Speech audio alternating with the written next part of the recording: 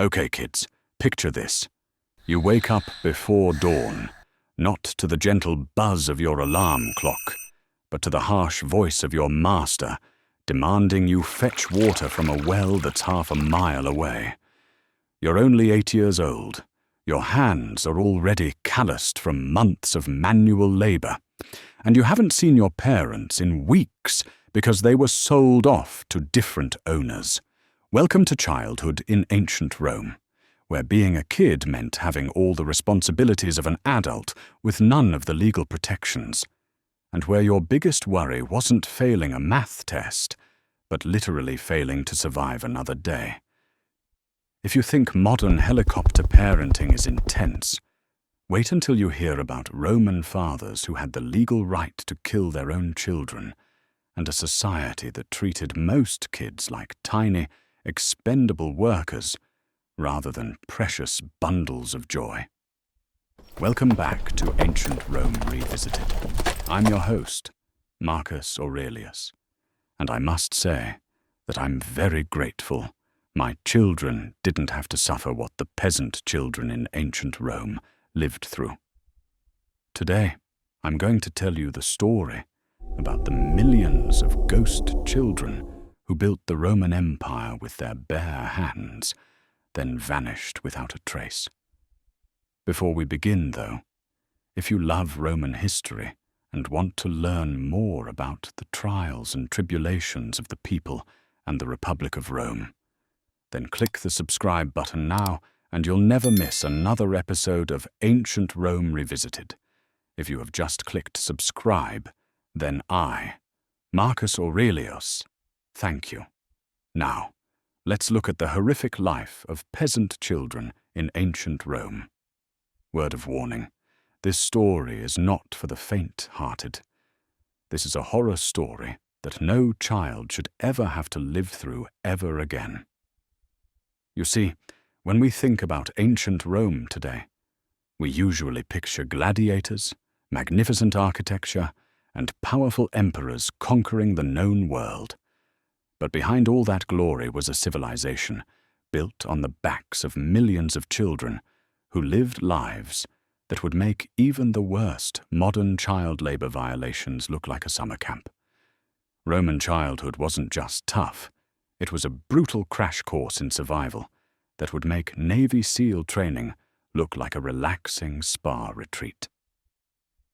Let me take you back to Rome in the 1st century AD and show you what it really meant to be a child in the greatest empire the world had ever seen. Spoiler alert, it wasn't all toga parties and grape feeding sessions.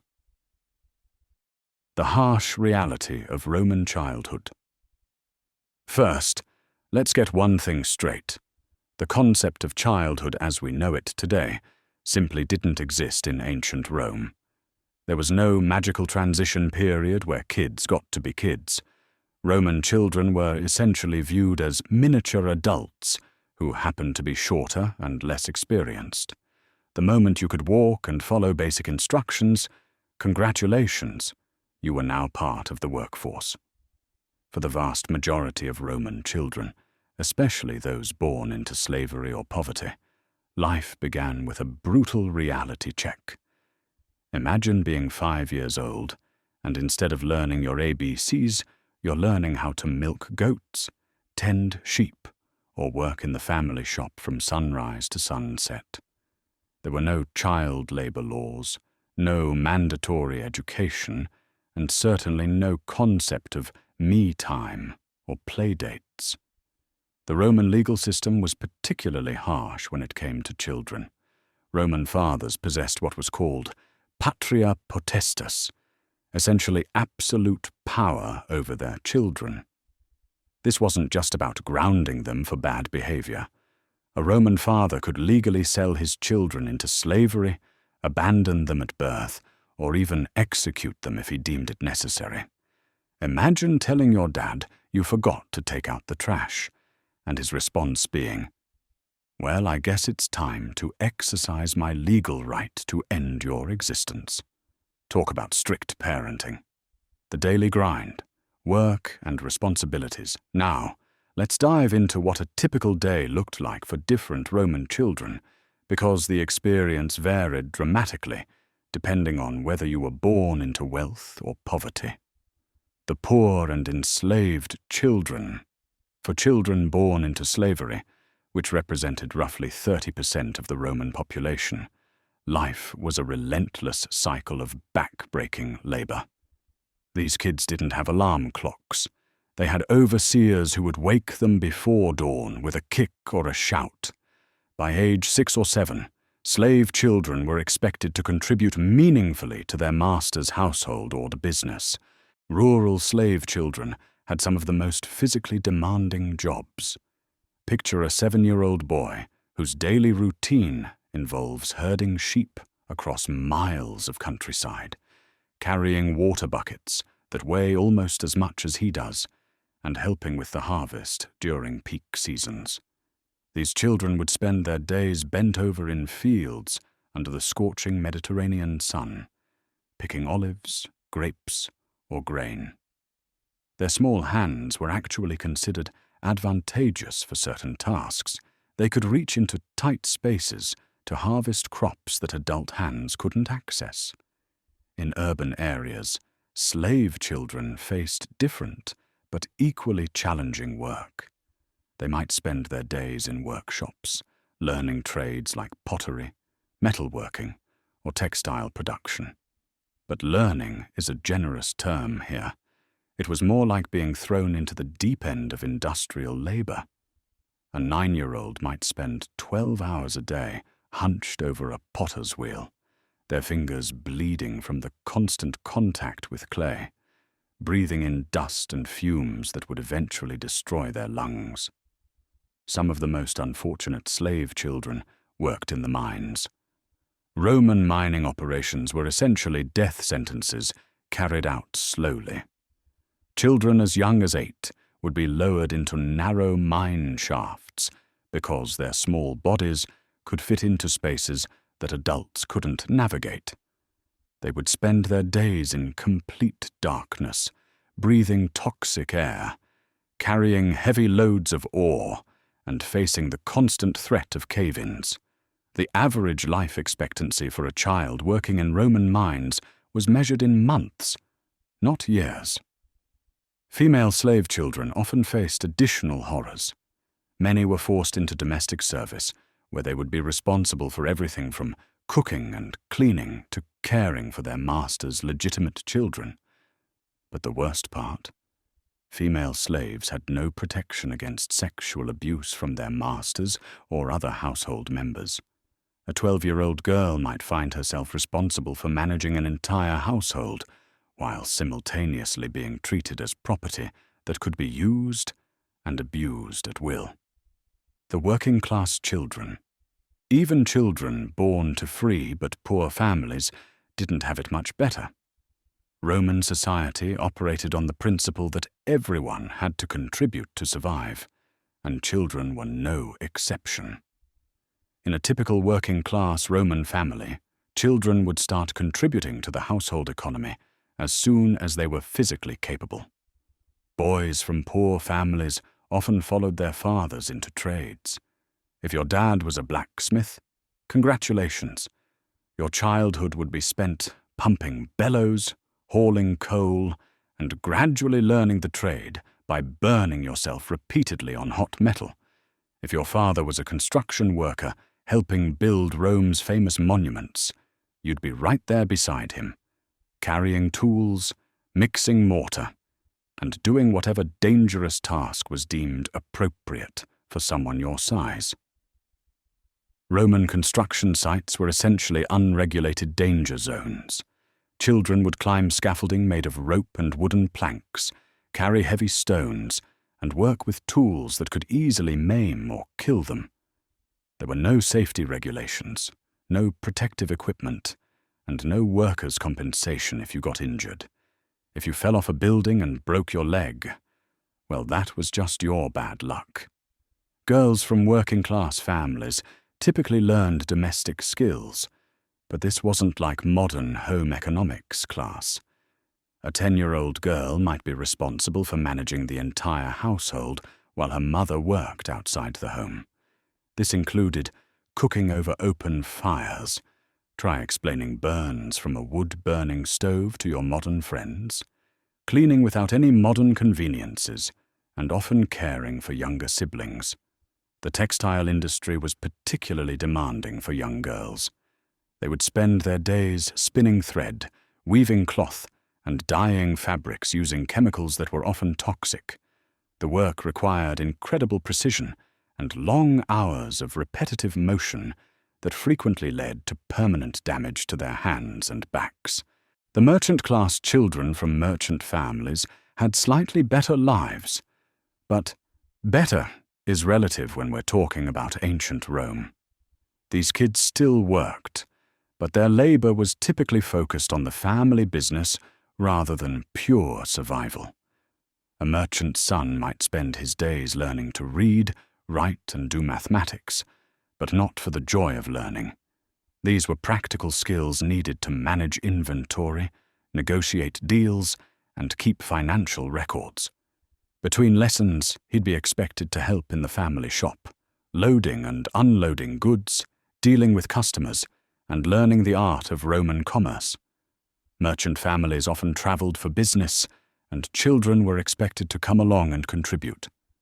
Imagine being 10 years old and spending months traveling across the empire in a wagon, helping to set up temporary shops in different cities, negotiating with foreign traders, and adapting to new languages and customs. It sounds adventurous until you consider the dangers: bandits, disease, accidents, and the constant stress of economic uncertainty. Even merchant children faced significant responsibilities that would shock modern parents. A 12-year-old might be left in charge of a shop for days while their parents traveled on business. They would be responsible for handling money, managing inventory, and dealing with adult customers who might try to cheat or intimidate them. The wealthy elite children.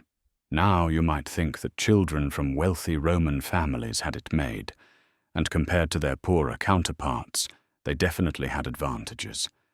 But even elite Roman children faced expectations and pressures that would be considered excessive by today's standards.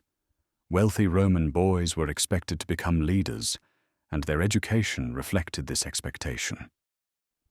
But Roman education wasn't just about reading and writing. It was about preparing for a life of political and military responsibility.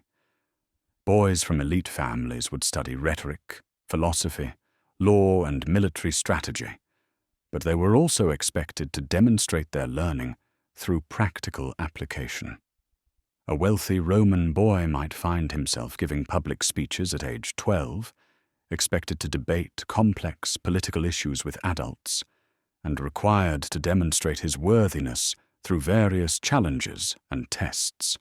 The pressure to excel was enormous, and failure could mean disgrace not just for the child, but for the entire family. Physical training was also intense for elite boys. They were expected to become military leaders, which meant rigorous physical conditioning, weapons training, and tactical education.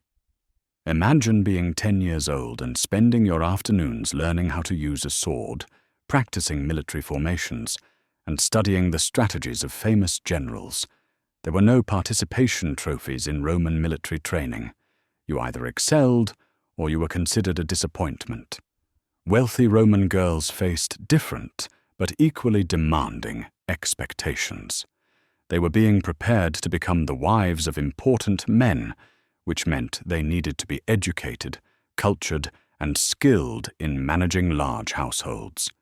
A wealthy girl might study literature, music, and art, but she was also expected to learn complex domestic management skills. By age 12, a wealthy Roman girl might be managing a staff of dozens of slaves, organizing elaborate dinner parties for her father's political allies, and learning the intricate social protocols that governed elite Roman society. The pressure to make a good marriage was enormous, and girls were constantly being evaluated as potential brides from a very young age. The absence of modern childhood concepts. What strikes me most about Roman childhood is how many concepts we take for granted today simply didn't exist. There were no toys as we know them. Children might have simple dolls made of clay or wood, but the idea of a toy store filled with elaborate playthings was unimaginable. There were no birthday parties with cake and presents. Roman children might have their birth acknowledged, but it wasn't the celebration we know today. Instead, significant milestones were marked by increased responsibilities rather than rewards. The concept of free time was virtually non-existent for most Roman children. Every moment of the day was structured around work, learning, or survival. Modern children complain about homework, but Roman children lived in a world where every waking moment was essentially homework, practical education in how to survive and contribute to society. Perhaps most shocking to modern sensibilities was the absence of emotional support and nurturing that we consider essential for healthy child development. Roman parents, especially fathers, were expected to be distant and stern. Showing too much affection toward children was considered a sign of weakness that would make the children soft and unprepared for the harsh realities of Roman life. Yes, life really did suck for children in ancient Rome. When I think about Roman children, I'm struck by the incredible resilience they must have possessed. These were kids who grew up in a world that demanded adult-level responsibility without providing adult-level protection or rights. They lived with constant danger, endless work, and the knowledge that their value was measured entirely by their ability to contribute to society. Modern children worry about pop quizzes and whether they'll make the soccer team. Roman children worried about whether they'd live to see their next birthday. Our kids complain about chores like taking out the trash or loading the dishwasher. Roman kids were managing livestock, working in dangerous industries, and taking care of entire households. The next time you hear someone say that modern children are spoiled, or that kids these days have it too easy, remember the Roman children who built an empire with their tiny hands and paid for it with their childhood. Their stories remind us how far we've come in recognizing that children deserve protection, education, and the chance to actually be children. Roman childhood wasn't just tough. It was a system designed to produce adults as quickly as possible, regardless of the cost to the individuals involved. In many ways, these children were the true foundation of Roman civilization, even though their stories are rarely told in our history books. So the next time you're feeling grateful for modern life, spare a thought for those Roman children who never got to experience the simple joy of just being a kid. They remind us that childhood as we know it isn't a universal human experience. It's a precious gift that we should never take for granted. So there you have it, kids. Now, you would have to agree that life really did suck for children during ancient Roman times. Yeah? Let me know in the comments whether you think children today have it harder than the children did during ancient Roman times. And finally, if you liked this video and want to learn more about the trials and tribulations of the people and the Republic of Rome, then please subscribe to this channel and you'll never miss another episode of Ancient Rome Revisited. I look forward to seeing you in the next video.